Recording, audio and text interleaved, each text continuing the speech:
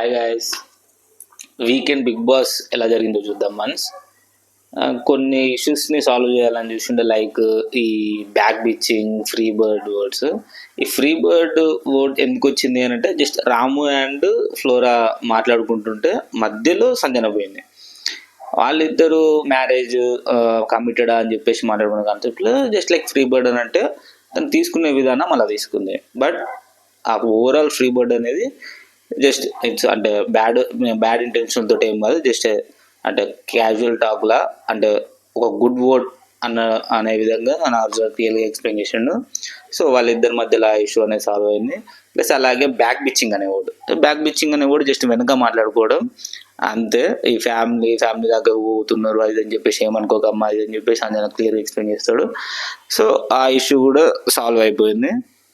And next వచ్చేసి ఏదైతే serious తీసుకున్న టాపిక్ ఉన్నదంటే, అట్లీస్ట్ ఈ హరిత ఇష్యూ మాట్లాడిన వర్డ్స్ ఆ ఒక వీడియో బయట వేసిండు.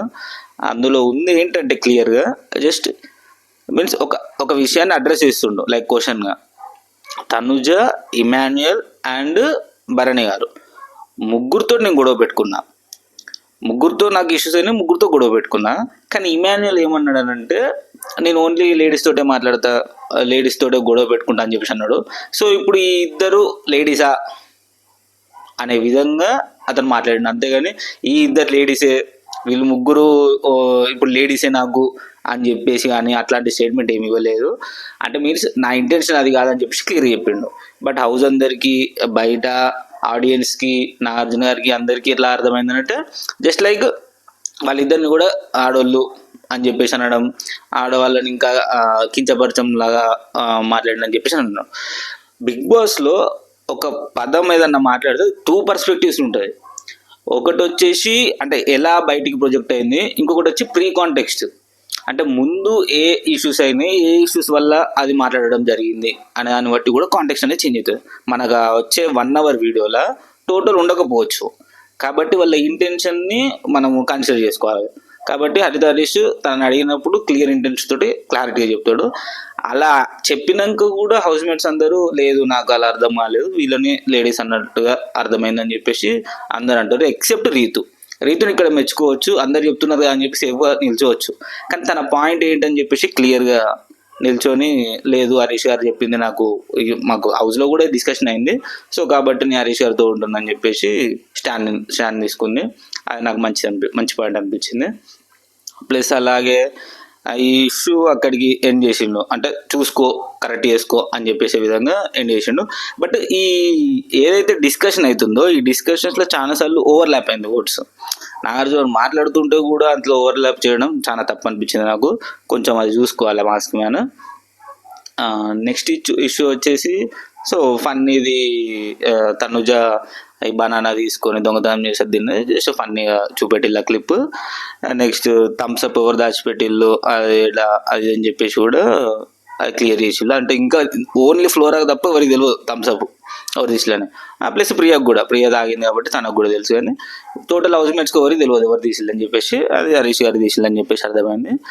నేను ఏ ఇష్యూ అంటే ఇంకో ఇష్యూ కూడా చాలా క్లియర్గా చెప్తాడేమో అని చెప్పేసి అనుకున్నా, కానీ అసలు ఆ ఇష్యూని పెద్దగా పట్టించుకోలేదు. అదేంటంటే క్యాప్టెన్సీ టాస్క్లో మర్యాద మనిషి డైరెక్ట్ ఇమాన్యుయల్ని అవుట్ చేయడం. అది ఎందుకు అనిపించింది అని అంటే, డైరెక్ట్ ఆ రేస్ నుంచి తీసుకుపోయాడు. బెనిఫిట్ ఆఫ్ డౌట్ ఉన్నా కూడా సరే ఫస్ట్ వార్నింగ్ అని చెప్పి ఇవ్వకుండా డైరెక్ట్ తీసేసిండు అన్నట్టు. సో ఆ ఇష్యూ కొంచెం ప్రెస్ చేస్తాడు అనుకున్నా, కానీ జస్ట్ రాగానే మర్యాద మనీష్ అని అనగానే సరే అది నా మిస్టేక్ ఉంది, అది నేను తీసుకుంటున్నా, బట్ అక్కడ ఏం చేయలేకపోయినా అనే విధంగా చెప్పగానే ఊకుంటాడు. బట్ కొంచెం అనాలి కదా, మీన్స్ ఇమాన్యుయల్ రేస్ నుంచి వెళ్ళిపోవడం జరిగింది కదా అది అని చెప్పేసి, కానీ అలా ఏమనలేదు. సో అదొకటి ఇష్యూ క్లియర్ కాలేదనిపించింది, అంటే క్లియర్గా చెప్పలేదు అనిపించింది. ఇంకోటి ఏంటంటే ఈ శ్రీజ కూడా టాస్క్ అంటే మీన్స్ నామినేషన్స్ అప్పుడు అంత క్లియర్గా ఫ్రై చేసిళ్ళు, అది పులుసు మేము ఫ్రై చేయమంటే పులుసు వేసిళ్ళు అది అని చెప్పేసి అన్నట్టు.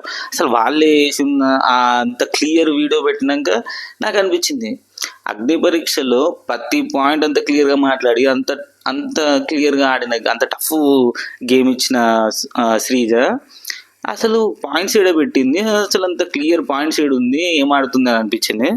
సో అదొక ఇష్యూ. ప్లస్ ప్రియాది కూడా మనసు ఆ 1 hour క్లిప్లో చాలా రాలేదు, తనకి చాలా నెగిటివ్ పాయింట్స్ ఉన్నాయి, డిఫరెంట్ పర్స్పెక్టివ్ ఉంది, కానీ అది కూడా ఏం చూపెట్టట్లేదు, కొంచెం పాజిటివ్ వేలు ఉండాలని చెప్పేసేమో. ప్లస్ ఏదైతే పవన్ కళ్యాణ్ ఉందో అది చేయి పెట్టిండా ఇది అని చెప్పేసి కూడా ఆ ఇష్యూ ఏం తీసుకోలేదు, డైరెక్ట్ వదిలేసిళ్ళు అనిపించింది. సో ఓవరాల్ వీకెండ్ ఎపిసోడ్ చూస్తే జస్ట్ కొన్ని ఇష్యూస్ని లైట్గా అడ్రస్ చేసింది తప్ప పెద్ద ఏం లేదు. అసలు గేమే లేదు అసలు ఈ వీక్లో చూసుకున్నట్టయితే అసలు. సో ఇలాగే ఉంటే అసలు బిగ్ బాస్ చూడడం కూడా కష్టం.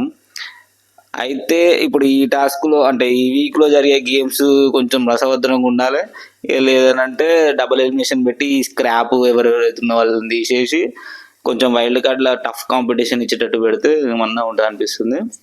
ప్లస్ నాగార్జున గారు కూడా కొంచెం గట్టిగా మాట్లాడాలి, ఈ సాఫ్ట్ స్పోకెన్ ఈ అవసరం లేదు అనిపించింది నాకు, కొంచెం గట్టిగా ఉంటేనే బెటర్ అనిపించింది.